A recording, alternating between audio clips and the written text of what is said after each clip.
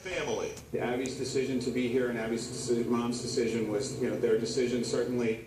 Abby and her family left the courthouse without comment. Back with Sam, we're discussing the 34-year-old man who allegedly held Abby Hernandez against her will for 9 months.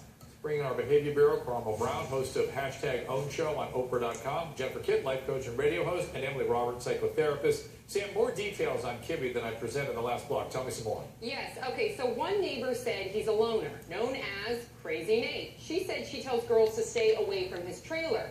A guy from high school said he was an oddball who wore trench coats and talked about how he was a vampire. And then also, they said that he lived by himself ever since that his girlfriend moved out 2 or 3 years ago. They also described him, Dr. Drew, as a gun enthusiast and anti-government fanatic. Fantastic. Yeah. Now, Jennifer, based on what we've learned about this guy and what little we've heard about Abby and what happened to her, we really just don't know much. Do you think, and I keep asking this question, and again, it's not to, just to help us understand why we're feeling funny about it. Do you think there was, that the mom knew where she was? You're saying yes. So there's something missing in the story. Yeah. I'm saying, yeah, go ahead.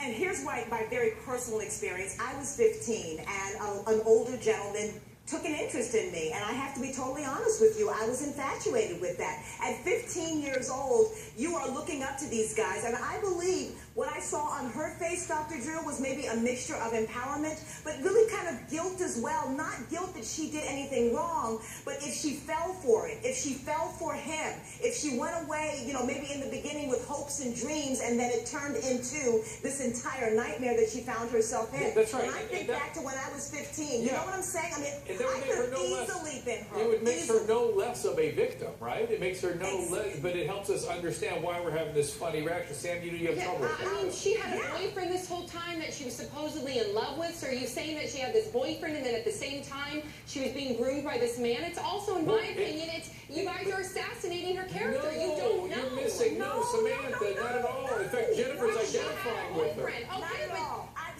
But wait, when a 34-year-old man takes an interest in you and you're 15 years old and she's a beautiful girl, you don't know what he was saying to her. Right. I don't care how great her boyfriend was. I had boyfriends too. Yep. But when an older man takes advantage of the fact that you are vulnerable, you're young, you're fresh, you're hot, you can't tell me that she was any match for him. I agree, but I don't think that this is the case. Well, we get you, but Emily, that's sort of how it happens. If we were going to play stats, this would be, Jennifer is describing kind of a common scenario.